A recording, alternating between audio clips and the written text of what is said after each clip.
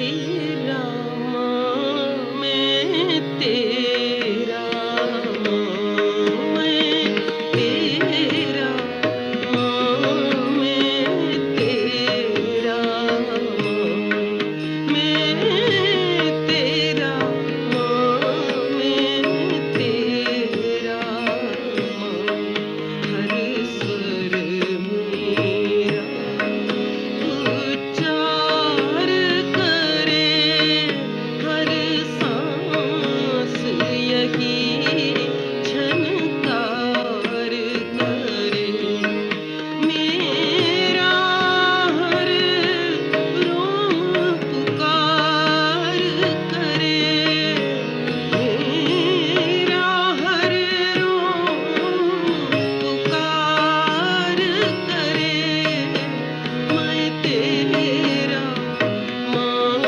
मैं तेरा माँ मैं तेरा माँ मैं तेरा मैं तेरा माँ मैं तेरा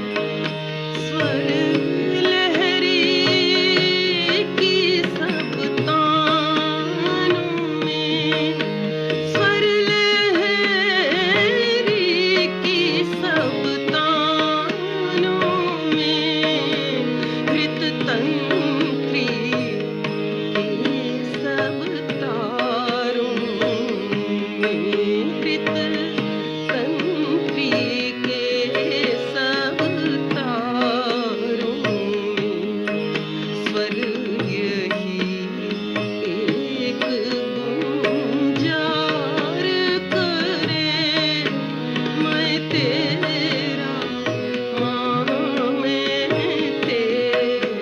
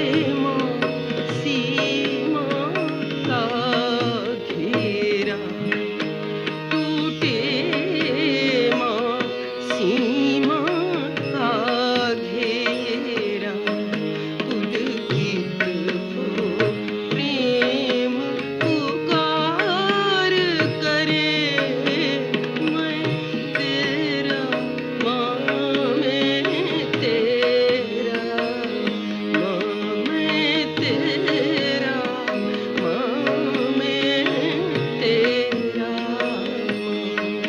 मैं तेरा माँ मैं तेरा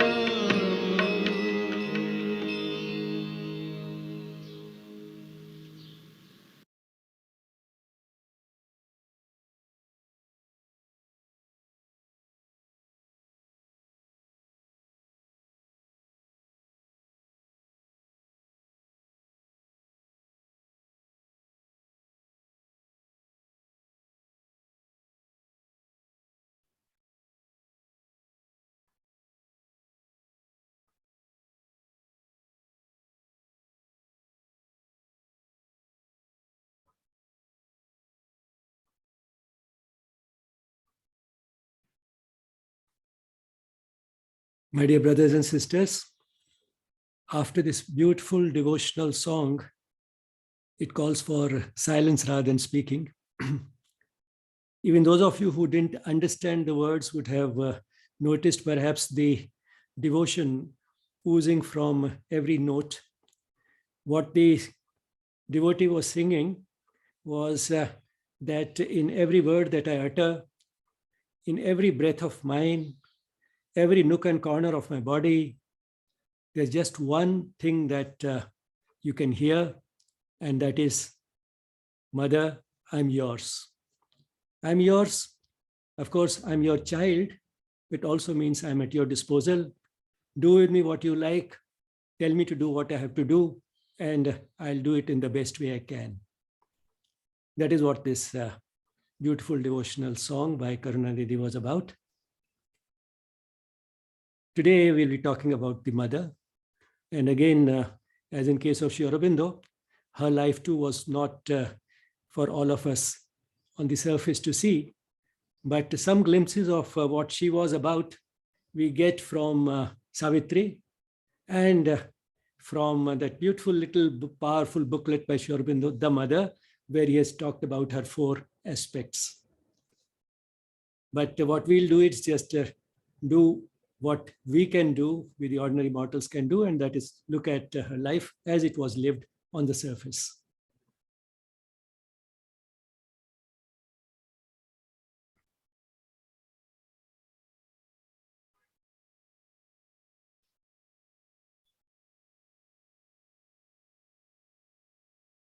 Glory to the Master and the Divine Mother.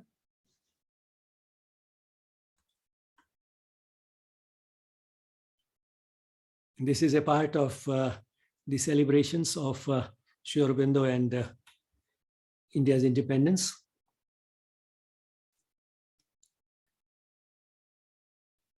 The topic is the mother.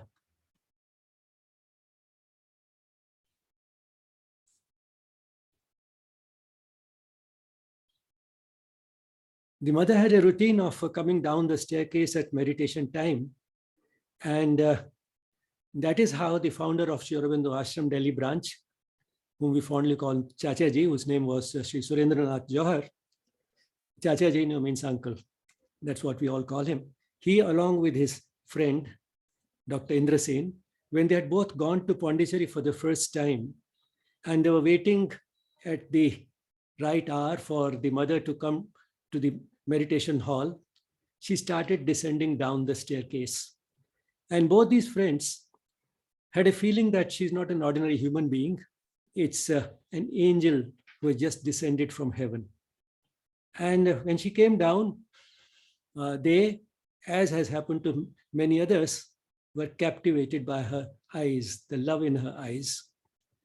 And that is something that has happened to so many, even after she has not been physically present in this world. The mother was born in Paris on the 21st of February, 1878, and was named Mira Alfesa.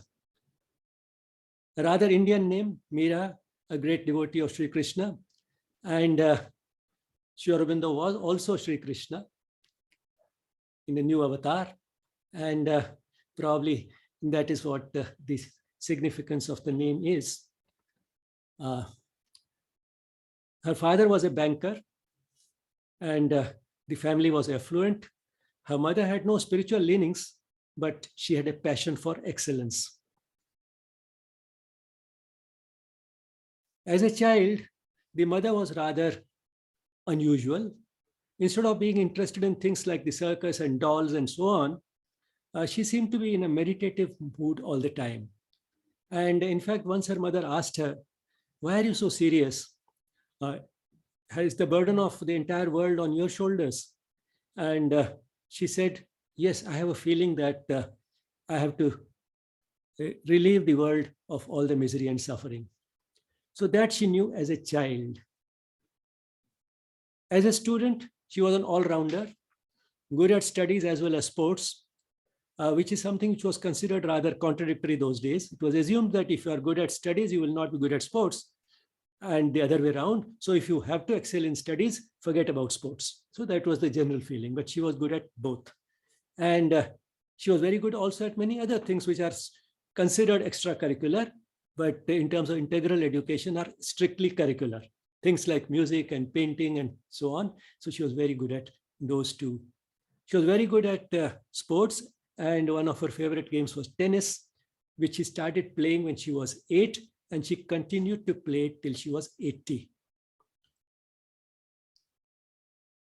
As a teenager, she had a vision once, which kept coming again and again several times for a year, that she was wearing a golden robe which spread out like an umbrella, and people from the surrounding areas came running, and as soon as they touched that robe, they were relieved of all their misery and suffering. So this was another indication about what she was about. Her consciousness, even as a teenager, was highly advanced and evolved. She read the Gita as a teenager, and after that, she started getting the vision of an Indian face whom she named Krishna. She also knew that man could manifest God on earth in a life that was lived well, a divine life, or the life divine, as one would call it in French. So as I said, when she had read the Gita in French at a very early age as a teenager, and after that she started seeing an Indian-looking face whom she named Krishna. And when she met Sri Aurobindo for the first time, she felt a remarkable resemblance between this face that she had been seeing in her visions and Sri Aurobindo's face. Before coming to Pondicherry, before she had met Sri Aurobindo in this world, she had started many activities and many things which were a sort of a preparation for what she ultimately had to do in this world. One of the things that she learned was occultism. And for that, she went to Algeria, and she had started in her house many study circles, and used to give talks, had started writing a lot, including some very beautiful stories. One of the beautiful stories that she wrote as early as 1893, I think, again, that's that very important year in the spiritual history of the world, 1893, was The Path of Nowhere. It's a beautiful story, which is the first one in this book, Words of Long Ago.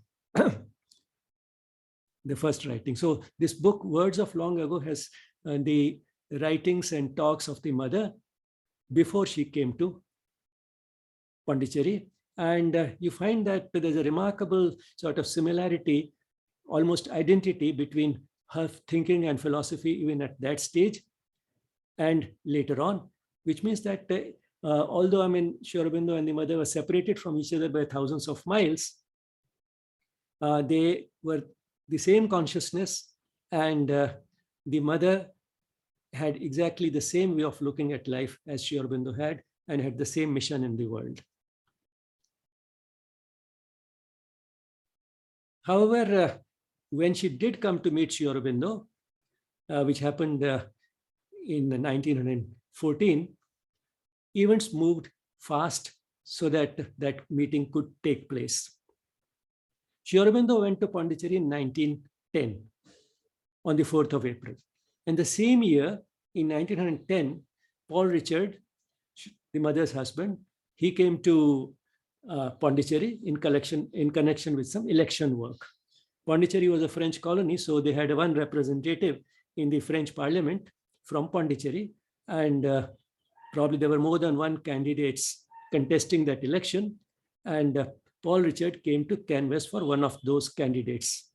But then he was interested in meeting the holy men of India, and that's how he paid a visit to Sri Aurobindo and was impressed, and therefore he lost no opportunity to come once again with the mother in 1914, 4 years later. And in fact, Sri Aurobindo indicated to him that you can come after 4 years, because probably Sri Aurobindo needed those 4 years to be on his own, 4 years of solitude, so that he could take his spiritual quest further.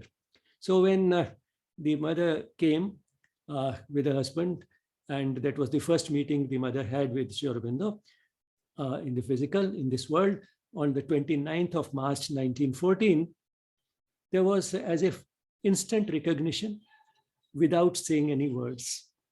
And the mother knew, this is my Krishna, the one who will be my Guru.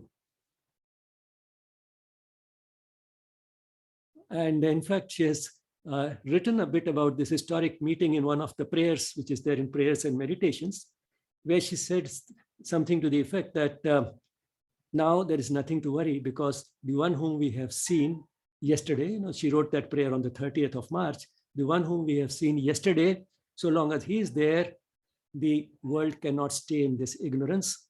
It will rise, and the divine rule shall prevail in this world very soon.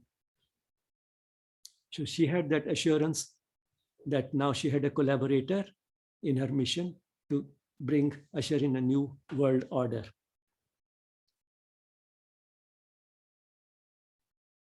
During the 1 year or so that the mother and her husband were there in Pondicherry in 1914, something very important happened.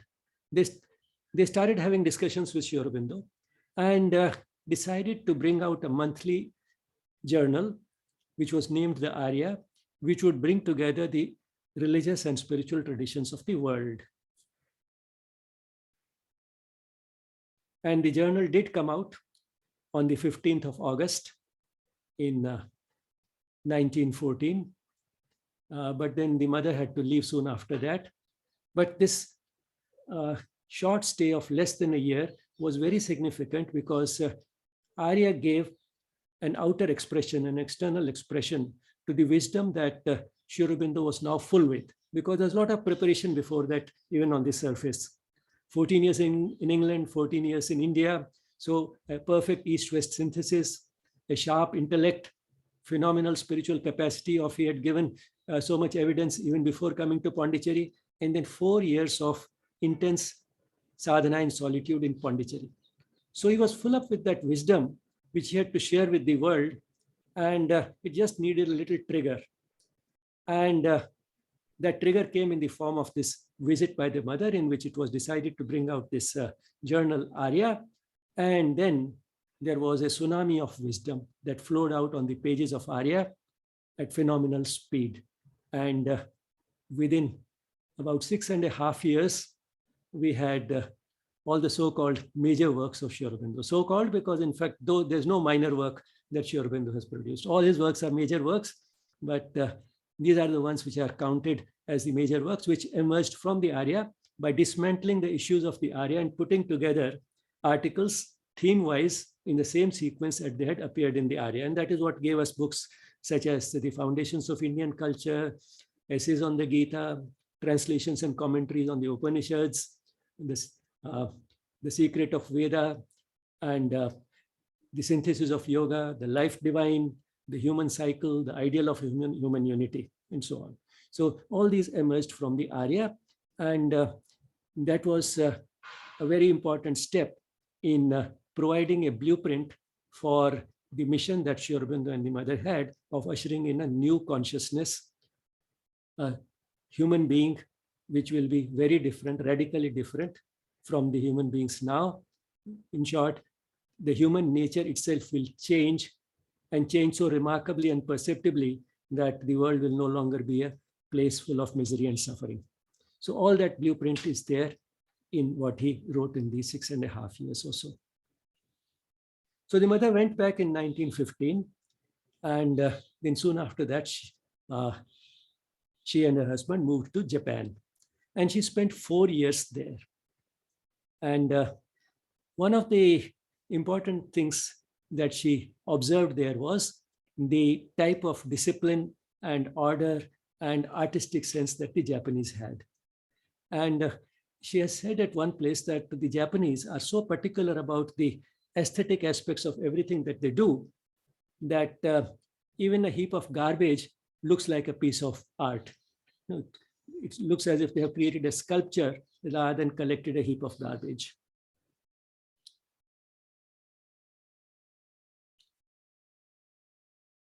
The second time she came to Pondicherry was from Japan. They decided to leave Japan and come to Pondicherry in the beginning of 1920. And she reached Pondicherry on the 24th of April, 1920.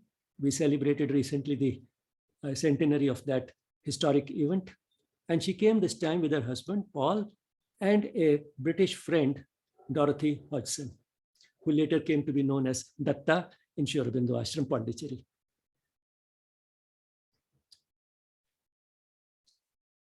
The second time the mother was coming to Pondicherry, the second and final time in April 1920, when they were 2 nautical miles away from Pondicherry, the mother noticed a change in the atmosphere.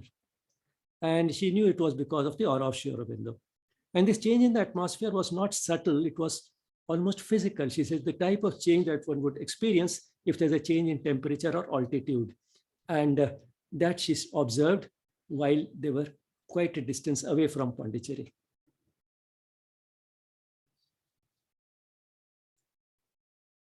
Now we can count the first 6 years that she had in Pondicherry from 1920 to 1926 as one phase in her life. And it moved something like this, that within a few months of their arrival, Paul went back because he could not surrender as completely to Sri Aurobindo as the mother intended to. And therefore he went back, but then he regretted later on in a conversation with Dilip Kumar Roy, who was one of the foremost disciples of Sri Aurobindo. He said that he had made a mistake by leaving India and returning to the West. But anyway, so he left, whereas both the ladies, the mother and her friend Dorothy, they stayed back in Pondicherry. And then on the 24th of November 1920, there was a cyclone in Pondicherry, and the house in which both these ladies were staying was in a rather precarious condition. So Sri Aurobindo invited them to come and stay in his quarters, and that is where they moved. And for 6 years, the mother continued and intensified her inner journey. In fact, her journey entered a new phase, because although she needed no guru, but she adopted Sri Aurobindo as the guru and behaved as if she was starting from scratch, and went into a personal spiritual quest and stayed more or less in solitude. So during these 6 years, the mother continued her inner journey. But apart from that, there were a few other things that happened during these 6 years. Not only she adopted Sri Aurobindo as her guru, she established Sri Aurobindo as a guru. Because the 4 or 5 friends with whom Sri Aurobindo was staying, of course, knew that he was very different from any of them and was far above any of them, but they still were his friends. they had been with him in the freedom struggle. So they still treated him like an equal, as a friend. It is she who made them more aware of the stature of Sri Aurobindo, and that's how she established him as the Guru. The second thing that she did was, both these ladies did, was that they brought the Western touch of organization, as well as the aesthetic womanly touch of orderliness and beauty and harmony within the house. And they gave evidence of their organizational skills and administrative skills, to the extent that she came to be accepted as a leader, and the other disciples came to accept her more and more.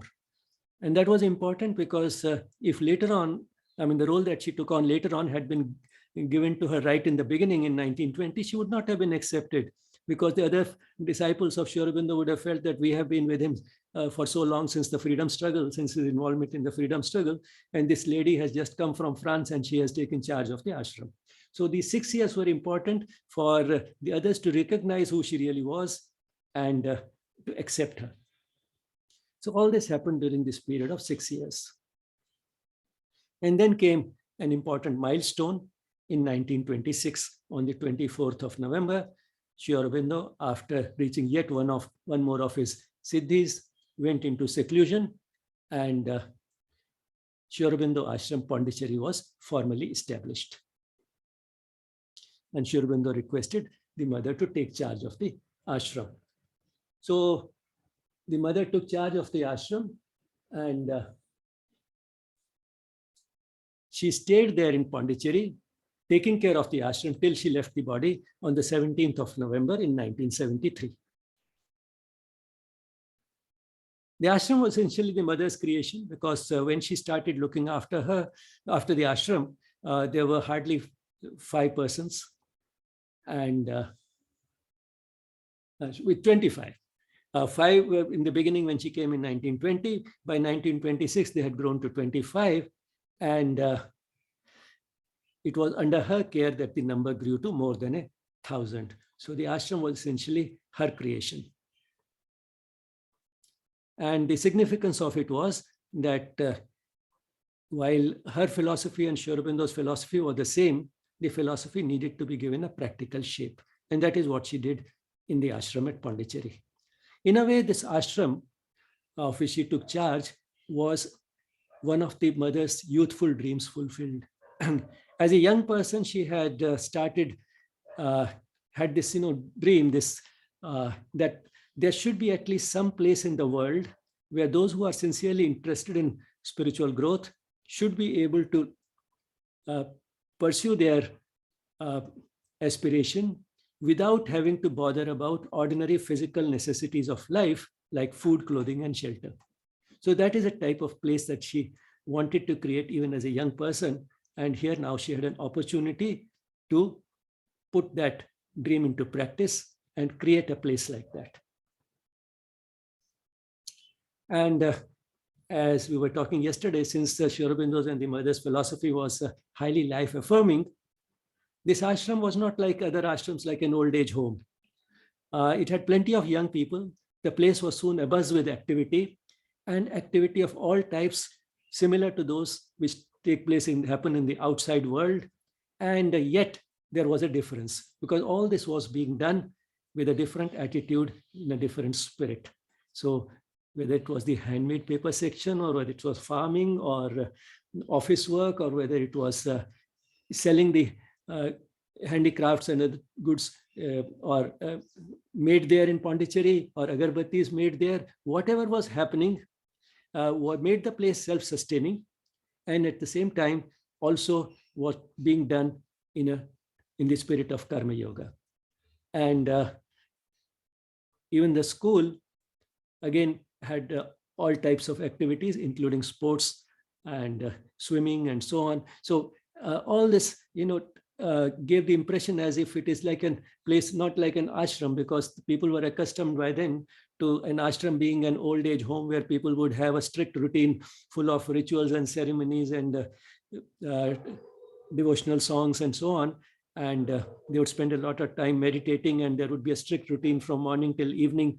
And that is how some people in the evening of their life could spend time at a peaceful place where life would be inexpensive, and they would be able to stay in peace. But that is not the type of ashram that Sri Aurobindo Ashram Pondicherry was about. It was about demonstrating once again that even in the modern world, it is possible to bring spirituality into worldly life.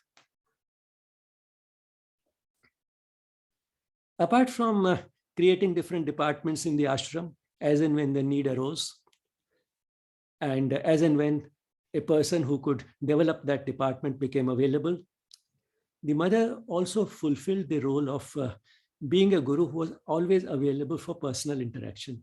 Because although the disciples could write letters to Sri Aurobindo, but that is not as easily done as asking a question to someone who is there in front of you in flesh and blood. So that is what the mother did, and she answered all the questions put to her by the disciples with infinite patience, including some questions which were highly ridiculous. Questions like, Mother, if one day I decide to add 2 spoons of sugar to my tea instead of 1, is that also an expression of the divine will? So all those questions were also put to her, and she answered all of them with infinite patience. And all these interactions, many of these interactions at least, have been actually recorded. Not recorded through audio recordings, but probably through memory. Some disciples quickly came and wrote down whatever they heard. And that has again become one more precious resource, something like the Letters on Yoga. And there are several volumes of those interactions, those questions and answers, where the disciples ask the questions, or the students ask the questions, or the teachers teaching in the school ask the questions, and the answers that she gave. And in fact, she was very particular, especially with the students, that they should ask questions. And when they stopped asking questions for some time, she had stopped taking classes. She said, I'll not give any classes to students who don't ask questions. And then the founder of this ashram, his daughter, she was there as a student those days, Tara Didi, whom we call. She said, Mother, I'll ask you questions. And she started asking questions. And many of those questions are in notebooks. She would write the question in a notebook, and then the mother would answer, and so on. So many of those things are in fact available even now. And the Tara Didi has preserved them very carefully, and some of those are available in the Museum of the Mother's Objects that we have put together in the ashram now. We call it Shri Smriti. So many of those memorabilia are available in Shri Smriti, and there one can find how particular the mother was, that the students should ask her questions, and how patiently and beautifully she replied to all those questions. Another important milestone in the ashram was the establishment of the school, the ashram school, which is now called Sri Aurobindo International Center of Education. The school was declared formally open in 1943, but started taking shape even earlier. And this, in fact, was because of the Second World War. So this was one of the positive sort of spin-offs of the Second World War. During the war, many Indians went to war as soldiers, and they thought that they could leave behind their families in Pondicherry, considering it a safe place. So that is how a large number of women and children came to Pondicherry in the 1940s. And with the coming of the children, a need was felt for a school. And that is how the school was started. And in fact, it turned out to be a very significant development, because if the next generation has to be significantly different from the way the world has so far been, one of the important inputs that would be required was to provide them the right type of education. So Sri Aurobindo and the mother already had a very clear idea about how education should be, how education should address all parts of the being, and education should not only improve the performance of the instruments, that is the body and the mind, the education should also be such that it makes the child aware of that inner guide, the psychic being, which is the dynamic aspect of the soul. The child should become aware of this inner guide, so that the child comes to trust this voice, is able to hear this voice when it speaks, and knows that if I act on this voice, It is in my own interest because it gives me immense joy and lasting mental peace. In contrast, if I don't listen to this voice, I may end up doing something which may give me a short-term satisfaction, some sort of a fleeting sensory pleasure, but eventually it will lead to recurrent uneasiness because somewhere deep within, I know what is right and what is wrong. I don't need somebody from outside to punish me for what is wrong. The punishment will come from within in the form of recurrent uneasiness. So this is something which was already there, and they knew that this is the type of school we should have. And then here was an opportunity to actually have that type of school.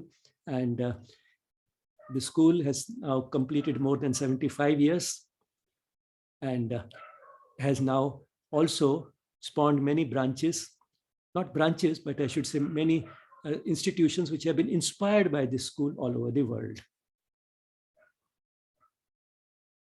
And this is probably one of the very few, if not the only school in the world where children start at the preschool stage and go up to the stage of graduation. Another important milestone was in 1956. Sri Aurobindo left the body in 1950, and while he had created the possibility of the descent of the supramental and had made significant progress in that direction, he left the remaining work to the mother.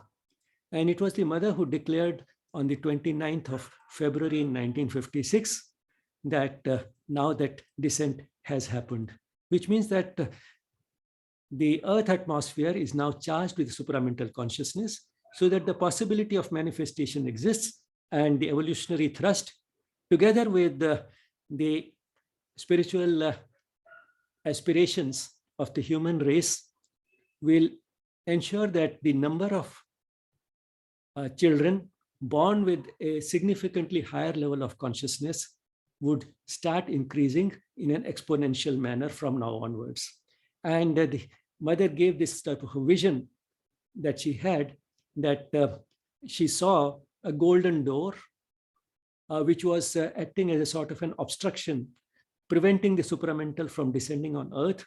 And she picked up a golden hammer and hit it so hard that the door was shattered to pieces, and the supramental descent actually happened. This was a vision which was shared by only a few in Sri Aurobindo Ashram Pondicherry when they were asked about it. But all the same, it did happen. And that reminds me of that beautiful mantra from Isha Upanishad, Hiranmayena patrena satyasyapi hitam mukham tattvam pushanna pavrinu satya dharmaya drishtaye. So the lid that separates us from the truth is a golden lid. And that golden lid separates the overmind or the overmental from the supramental. And that is what the mother shattered, so that the supramental descended in the earth atmosphere and the possibility of its manifesting on a large scale was opened up. Another important milestone was the establishment of Auroville in 1968. Auroville is an international township very near Pondicherry, which the mother said would be a place which no country will be able to call its own, which means a truly international township with people from all over the world living together in harmony and guided by that mission of ushering in a better world, which will in turn will happen because the consciousness of the human race would go up. So with that intention, to bring together people from diverse backgrounds can be an important step. And the beginning in 1968 was made by people from 124 or 125 countries, bringing a handful of soil from their countries and putting it at the foundation of the Matri Mandir. So that was how the foundation of this structure, which is now complete, was laid. The Matri Mandir, which you can see in this picture with all those golden discs all around, which is a meditation hall with a difference. The moment you enter, the whole atmosphere is charged with a silence and a vibration which is difficult to say in words.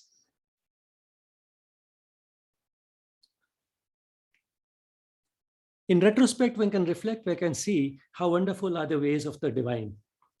If something has to happen, it will happen, although uh, at a certain stage, it might have looked unthinkable. Sri Aurobindo and the mother were born thousands of miles apart, but then Pondicherry was a French colony. She was born in France and Pondicherry was a French colony.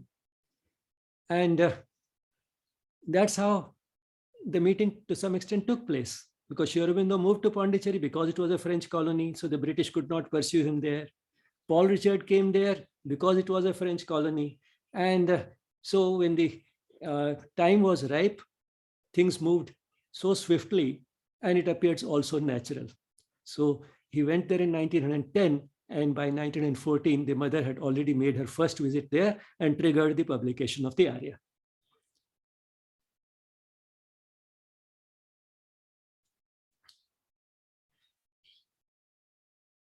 After 1926, one can say that Sri Aurobindo took charge of the inner work and the mother that of the outer work. Both inner and outer work are important in integral yoga. And one might even say that to some extent, both of them, in terms of their outer life in this world, were suited for that type of work, because Sri Aurobindo, with his Indian ancestry, was perhaps better suited for inner work. And the mother, with her Western upbringing, was better suited for outer work, because perfection in the outer work, the perfection of the material sphere of life, is the hallmark of Western civilization. And the result was that the collaboration between Sri Aurobindo and the mother gave the world the best of the East and the best of the West. The mother brought into the outer work that was done at the ashram, and thereby provided a model about what could be done. She brought into it the type of perfection that is characteristic of the Western world, which is punctuality, cleanliness, discipline, organization, and innovation. And the most significant development was applying this life-affirming spiritual philosophy, which takes into account all parts of the being, and particularly what lies behind the surface, and that is the soul. So she applied this knowledge of who we are, what the totality of the person is, in the field of education. And again demonstrated that this is not theory, it can actually be put into practice. Here are a few lines from Savitri, which in fact, although they have been said about Savitri, but then we all know that when Sri Aurobindo was writing, Ashwapati in Savitri was he, and Savitri in Savitri was the mother. And these are a few beautiful lines, a small selection from what he has said about Savitri, and we can say about the mother. All in her pointed to a nobler kind. So short and simple, and yet says so much. Then another one, love in her was wider than the universe. The whole world could take refuge in her single heart. A heart that had room for everybody, anybody who turns to her. She stayed in Pondicherry in the physical from the 24th of April, 1920, till she left the body on the 17th of November in 1973, didn't leave Pondicherry throughout this period for not even a single day. Not a single day she left Pondicherry. But then she continues to be there and everywhere, and continues to inspire, look after, guide, and protect her children all over the world. Here are a few gems from the mother. What our aspiration should be like. O Lord, my one aspiration is to know thee and serve thee better every day. Again, very short and simple, but covers everything that sadhana is about and what our aspiration should be. To know thee and to serve thee. Better today than I did yesterday, and let me do it tomorrow better than I'm doing today. Another gem, grant that I may do as well as I can the best thing to do. Not as well as possible. I may not be able to do it, but at least let me do it as well as I can. But what should I do as well as I can? Not just anything. I should do as well as I can the best thing to do. And who will tell me what the best thing to do is? The psychic being.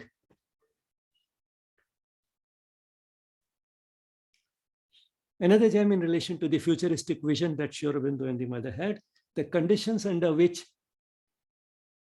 men live, that is, we the human beings live on earth, those conditions are the result of the state of their consciousness. Because the state of consciousness determines human nature, and it is human nature, the average human nature, the typical human nature, that determines the type of conditions we create in the world.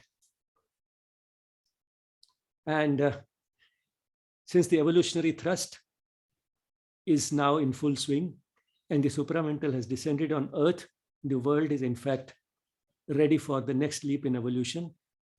The world is ready for a different type of a human race and therefore a different type of a world.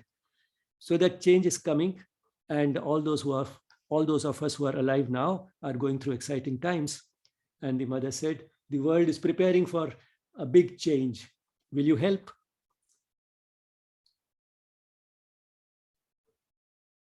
So the two who are one, the mother and Sri Aurobindo, two spiritual collaborators more alike than the mother and Sri Aurobindo will be difficult to find anywhere in the world. Again, a totally unprecedented collaboration. And they were in fact one consciousness, but two bodies. The two bodies were necessary because one body could not have done what they did together. It was impossible for one body to do that. And that is why two bodies were necessary. But then there was intimate collaboration, no differences in the vision and the mission that they had. And as probably one of them said, so difficult to even remember who said, because the two were one, that without Sri Aurobindo, the mother could not exist. And without the mother, Sri Aurobindo could not manifest. Here are a few beautiful books which you may like to read. One is a biography of the mother by Professor K.R.S. Iyengar, who wrote also a biography of Sri Aurobindo. These are both very comprehensive, well-researched biographies running to about almost 1,000 pages each. But then those of you who want a shorter version is by Premananda Kumar, who is none other than Professor K.R.S. Iyengar's daughter. So it's a father and daughter team that has produced these two books. The short one, about 100 pages long, by Premananda Kumar, has been published by the National Book Trust, whereas the longer one is from Pondicherry, probably from Sri Aurobindo Education Society, Sri Aurobindo Society. Here are two of the best works of the mother, very inspiring. One is Prayers and Meditations. This is a collection of more than 300 prayers. In fact, they had been written perhaps for only personal consumption in a diary by the mother, which she never intended to get published. But somehow Sri Aurobindo managed to see them, and he felt that here was material which could tell the world what devotion is about, how to pray, what the aspiration should be, and what are the most important aspects of the sadhana. Now, all this is there straight from the heart of an intense devotee, a very sincere seeker. And therefore, this is again something very significant. These were in French. Some of them Sri Aurobindo translated himself into English. Some of them were translated into English by others, but Sri Aurobindo approved the translations. And this collection of about 300 prayers is only a part of the total collection that the mother had, and the rest was destroyed. But what we have in this book is itself a treasure. And the other book, which I mentioned a short while ago also, book Words of Long Ago, which has at least one story, a large number of talks, and some writings of the mother before she came to Pondicherry. And that tells us, not only teaches us a lot, but also tells us how remarkably similar, almost identical was the way she looked at the world and life, and Sri Aurobindo did. And this could not have been possible unless they were just one consciousness, a twin consciousness, one consciousness, but two bodies. That's the only way this could have, perhaps this coincidence, this great coincidence could have happened. Thank you.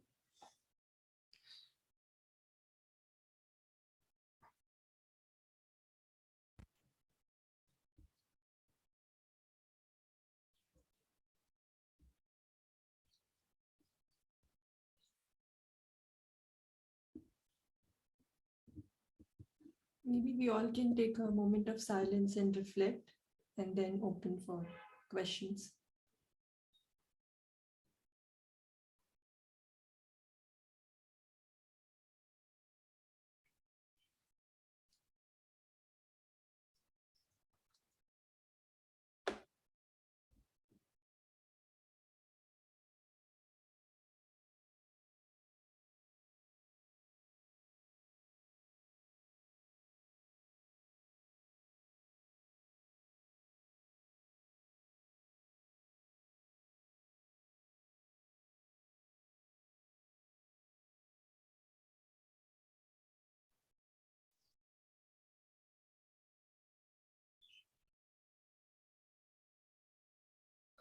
Yes, I think we can begin with questions, and just today I would like to begin with a question, and then as I was remembering, sir said that a good student should always ask questions, and I have the opportunity to just sitting next to him. So I thought maybe I can open with the questions, and then all of us can get that chance.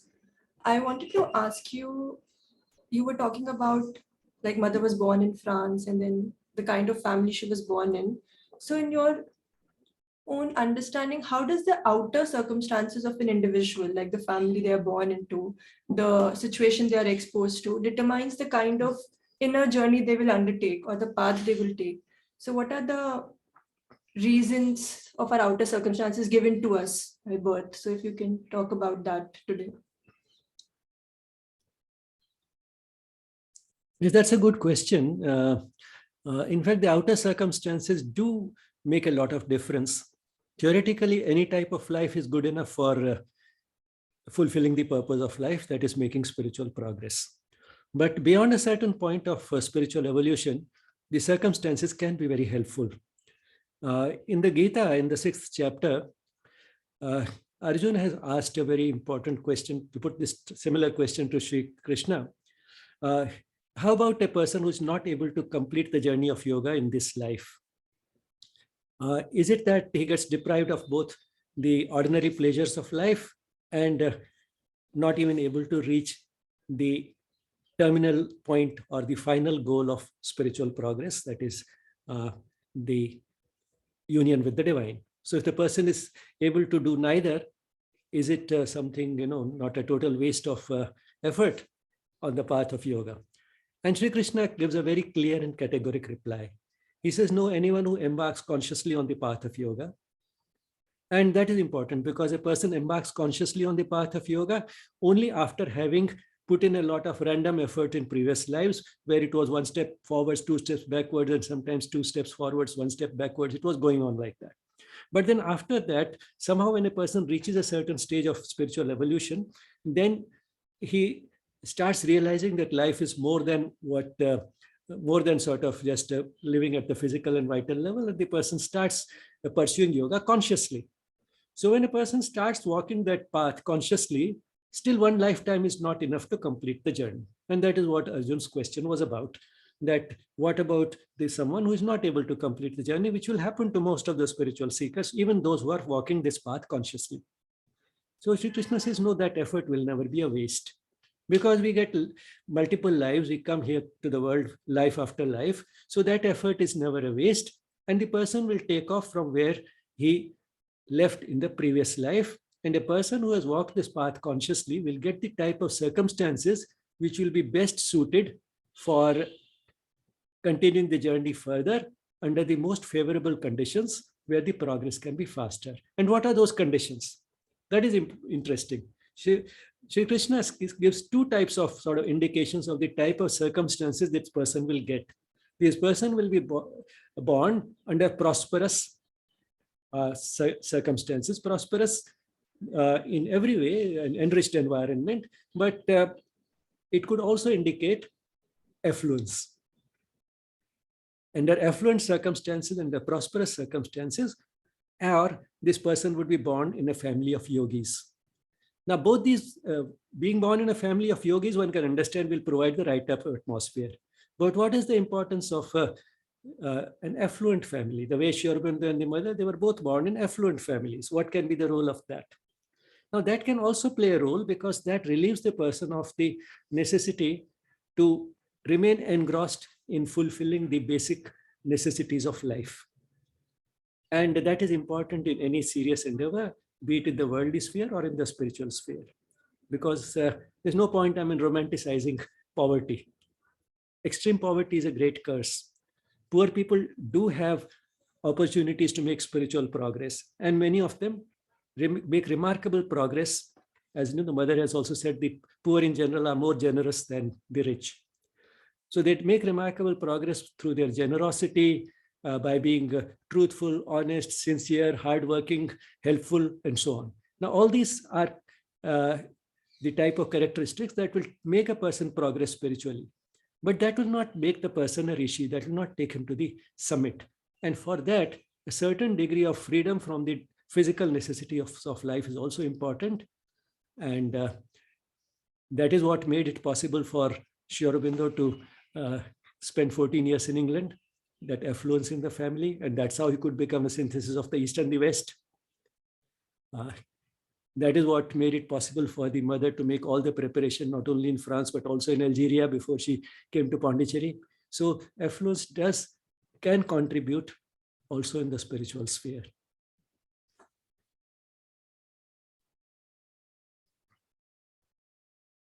Thank you. We have one question in the chat box.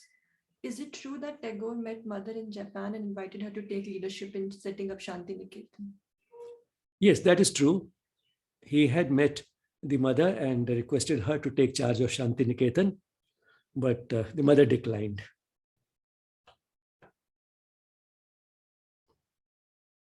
Another person is asking about what type of occultism is mentioned here.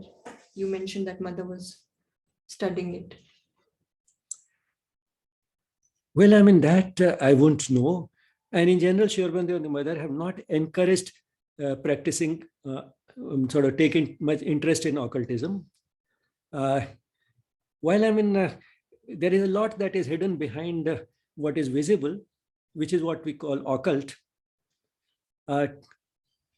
Taking interest in it forms only one of the tangential sort of aspects of spirituality. And that's why they have not encouraged it. One can get sidetracked and forget about what spirituality in daily life in this world is about if one gets too engrossed in occultism. But at the same time, the mother occasionally, when it was absolutely necessary, did make use of those powers. For example, in the ashram, when there were some sort of attacks by hostile people, she did intervene, and there her knowledge of occultism did come in handy. So it can be useful, but then it has to be used so sparingly and so judiciously at the right time that for an ordinary seeker really to get distracted by occult practices or knowledge of occult phenomena is not worthwhile.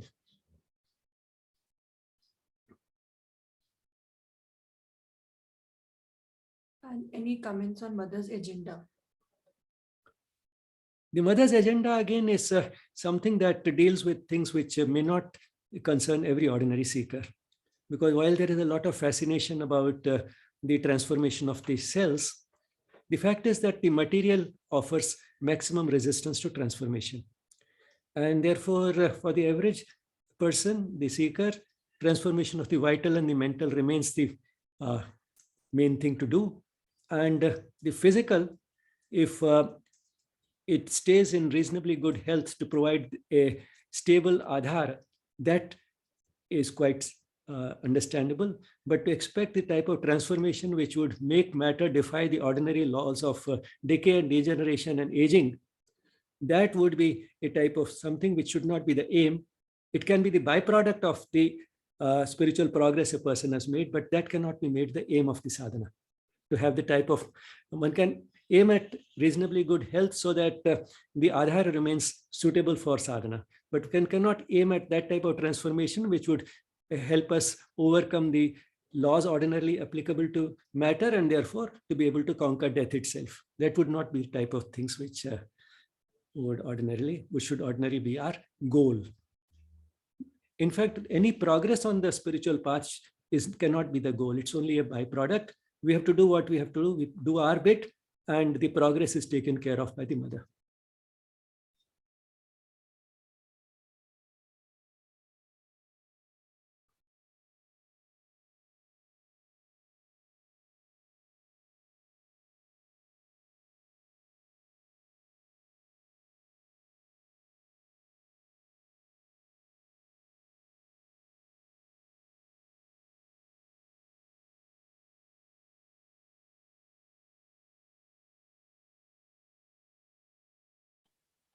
Hello.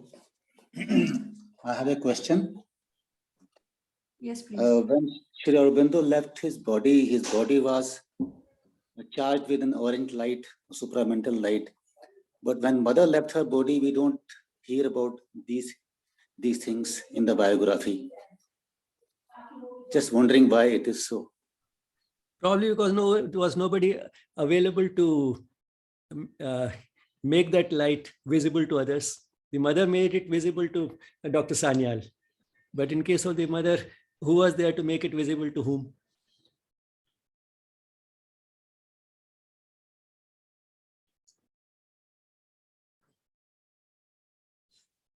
Another question, could you please speak about mother symbol?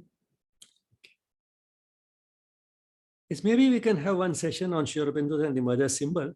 But briefly, I mean, the mother symbol, the central circle is the divine itself. Around that, the four petals are the four aspects of the mother. And perhaps we could talk about this symbol and those things in greater detail on the 21st of February, because we have kept no other teaching program except celebrating the mother's birthday. So those four aspects are Maheshwari, Mahakali, Mahalakshmi, and Mahasaraswati. And then around that, there are 12 petals, which are either the different aspects of sadhana, or they are the products of the sadhana. So different aspects of the sadhana, such as aspiration and gratitude, honest sincerity, and so on, and products such as peace and harmony. Now, those are the types of things that we have in those 12 petals in the outermost circles.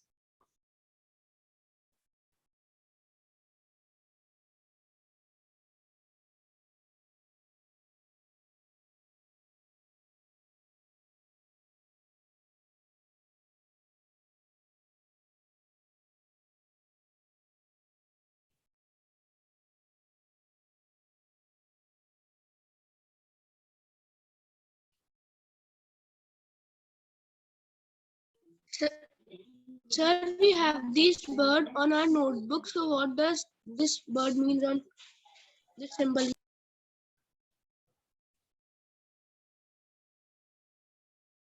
Yes, the Mothers International School, this symbol,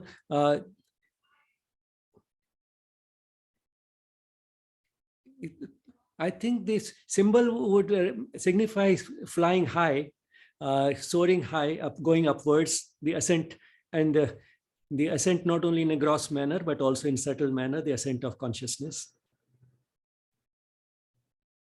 Okay, sir. I think along with that, it says also something, forever forwards or something. Sir, it says more true for forever more.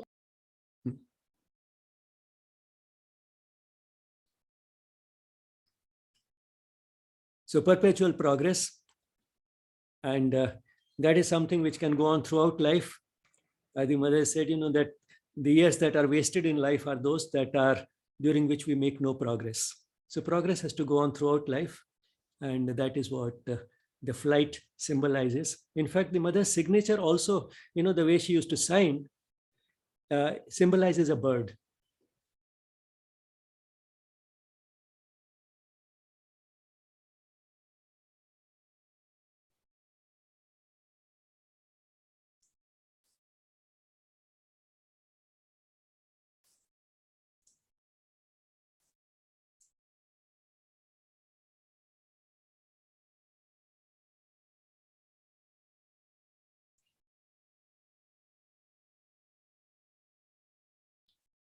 Anybody has any more Excuse me, sir. questions?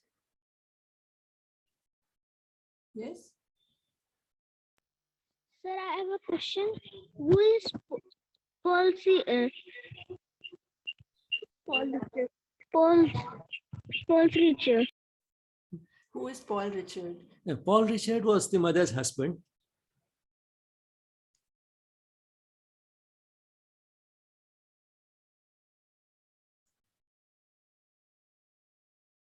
Sir, Sri Aurobindo.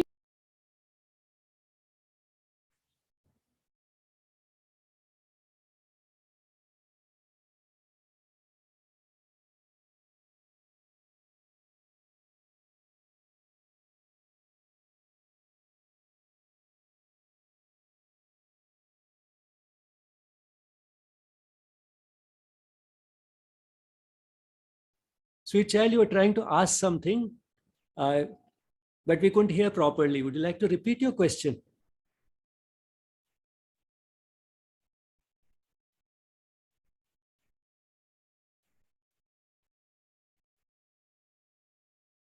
I think, meanwhile, he repeats his question. There's another question in the chat box. Ramita is asking, when was the title Shri was given to him?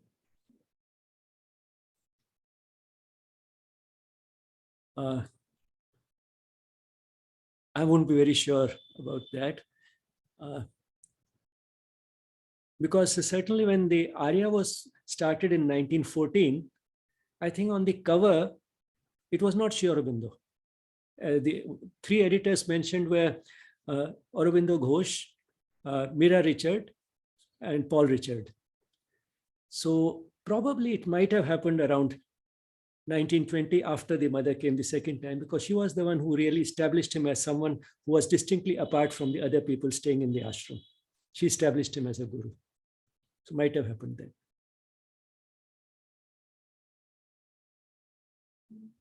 Another question, did mother provide any guidance on how to arrive at one's true aspiration? The most important thing in arriving at the true aspiration is sincerity. The mother said something beautiful in relation to lighting a lamp, which I think is closely related to this. You know, we often light a lamp as a symbol of aspiration. And why a flame symbolizes aspiration is because, like aspiration, the flame also goes up. Aspiration should also go up.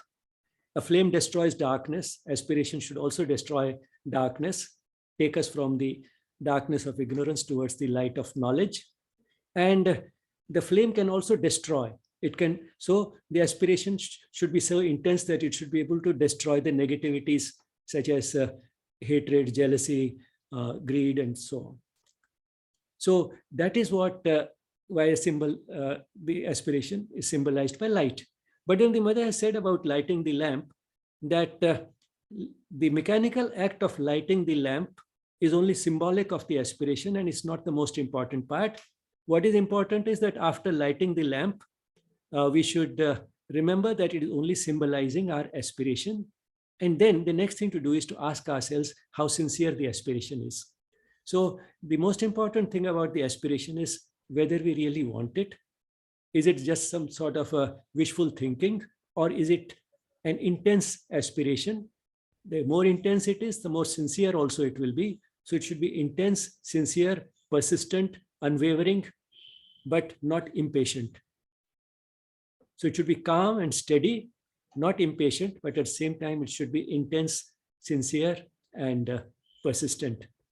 How intense it should be, about that, the little sort of example which Sri Ramakrishna used to give, that suppose you are kept pressed down under water, then what is it the first thing that you would like? The first thing you would like to do is to be able to breathe air. When you start getting suffocated, the first thing you want is a breath of air. You want to rise up so that you can breathe. So the intensity with which you want to breathe is the type of intensity one should have in one's aspiration for rising in consciousness, for uniting with the divine.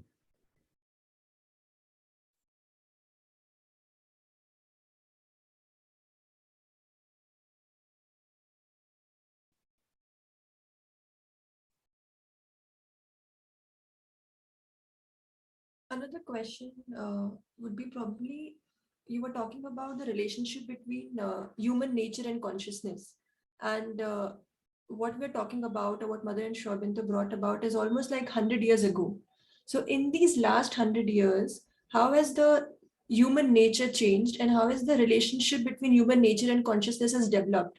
And we like how integral yoga has a futuristic vision.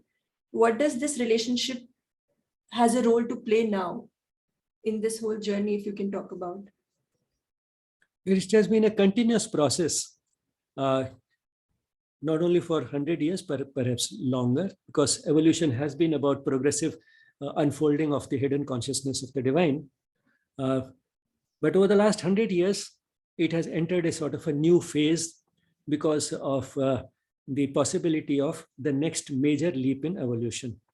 And the way one can look at it in simple terms is that so far the evolution of the consciousness in human beings was such that we took our separation, our individual existence, as more or less a final reality. We looked upon it like that. And if one does that, then my needs and aspirations always come before somebody else's. Because I'm a distinct individual, my needs are my needs, somebody else's are somebody else's needs. The other person is not me, and therefore I can pay exclusive attention to myself. The major shift that is taking place is because of the widening of this consciousness, because this way of looking at oneself as a distinct individual who is separate from all others is a very limited view. In terms of the spiritual worldview, we are all united and we are all one because we are manifestations of the same divine. To give a simple example, suppose you have a number of apples on a tree. After they are plucked and packed in a box, the apples may forget that they came from the same tree. And each apple starts feeling that I'm distinct from others and may even start feeling I'm better than the others. One apple will feel I'm better than my neighbor because I'm more red. Another apple would feel I'm better than my neighbor because I'm more sweet. And the third one would feel that I'm better than the one next to me because I'm bigger. So one is proud of being the bigness, one is proud of being more red, and one is proud of being more sweet. So that is what the individual existence centered around the ego is about. But when they remember that we came from the same tree, they develop a sense of oneness. And when you develop a sense of oneness, you become intimate, you develop love for the one who is next to you. So this shift will make us look at things from that deeper point of view, where we came from the same source and therefore we are basically one.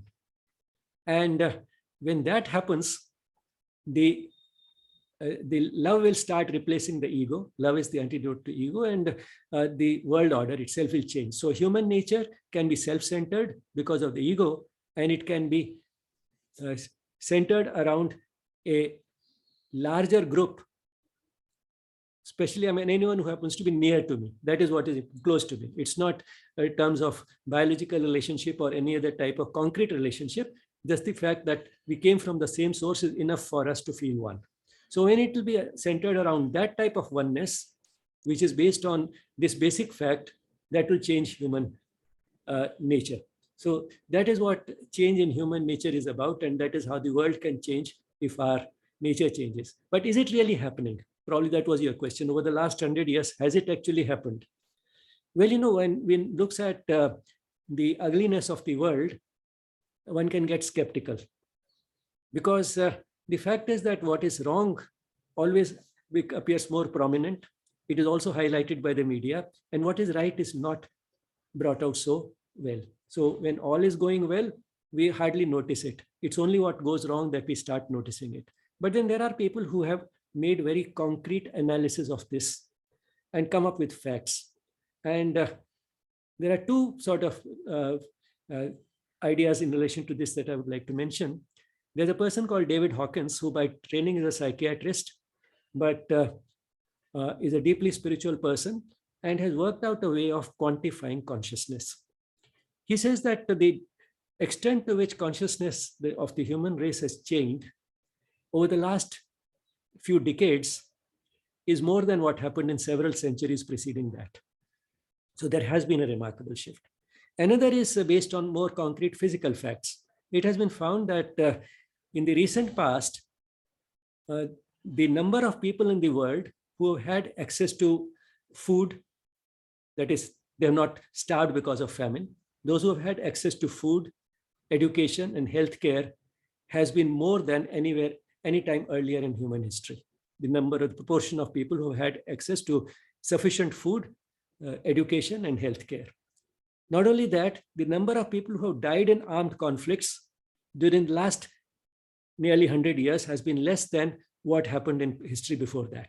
So after the Second World War, the number of people who have been dying in armed conflicts has been much less than in the, say, Second World War finished in 1944. So that's now nearly 80 years. So these 80 years, less people have died due to armed conflict than during the 80 years before that. So there has been a shift, whether we look at it in terms of accessibility to basics like food and education and healthcare, or whether we look at it in terms of people dying due to armed conflicts. We have 2 more questions in the chat box. Is supramental descent affect and help only devotees to progress in yoga, or is it going to force ignorant people for becoming true child of the mother? Well, the divine doesn't probably distinguish between one individual and another. The divine is sort of making this available for everyone. But then the receptivity would differ. And the receptivity, again, one can't say that those who have a low receptivity today are in any way inferior, because this is a continuing journey of the soul.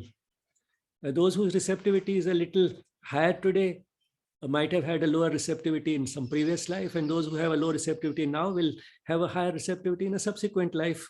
But the main thing is the receptivity. What is broadcast or telecast is available in the atmosphere all the time.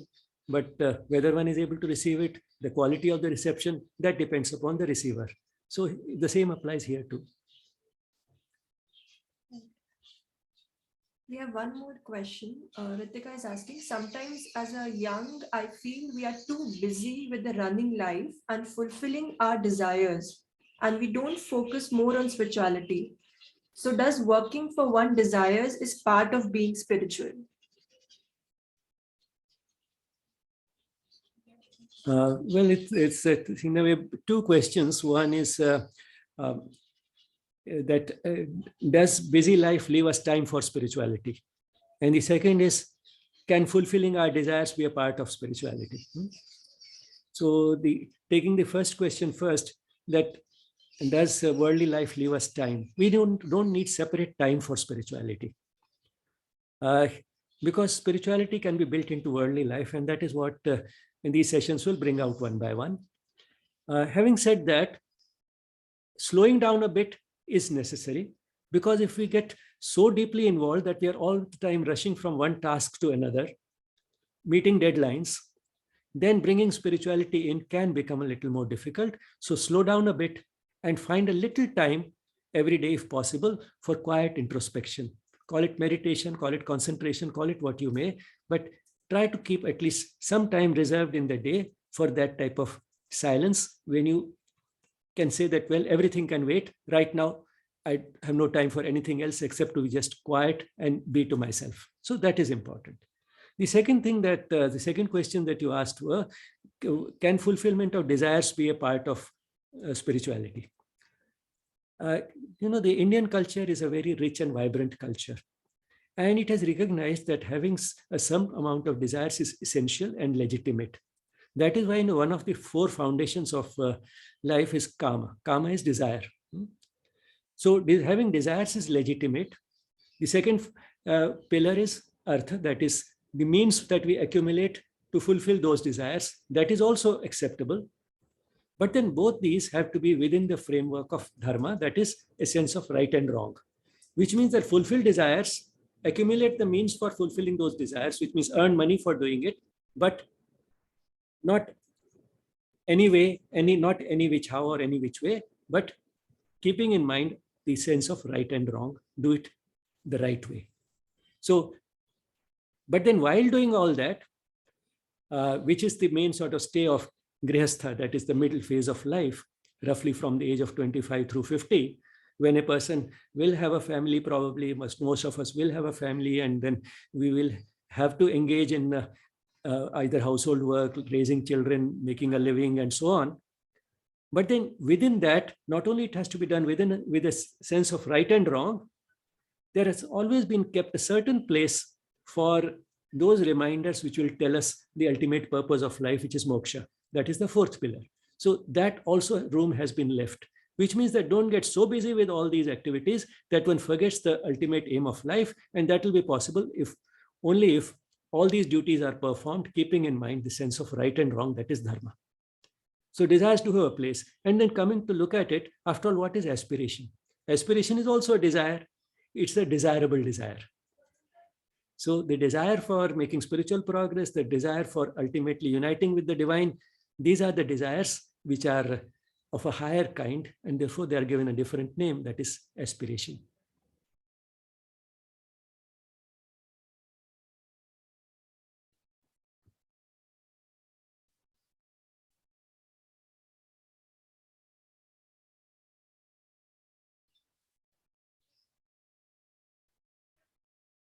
Just one last technical question, so to speak.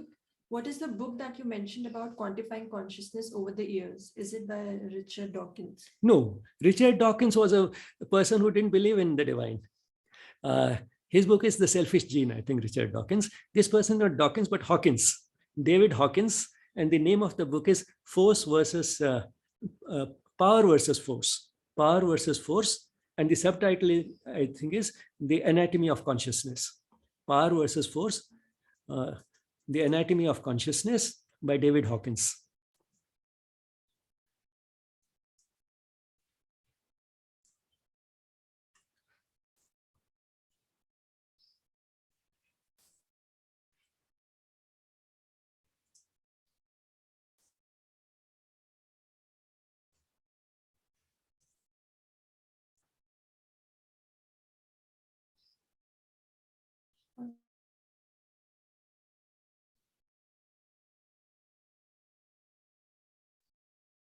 All right, if there are no more questions, we can end with the music.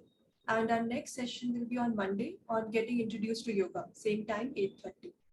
So by the next, I'll be sharing the screen for the music.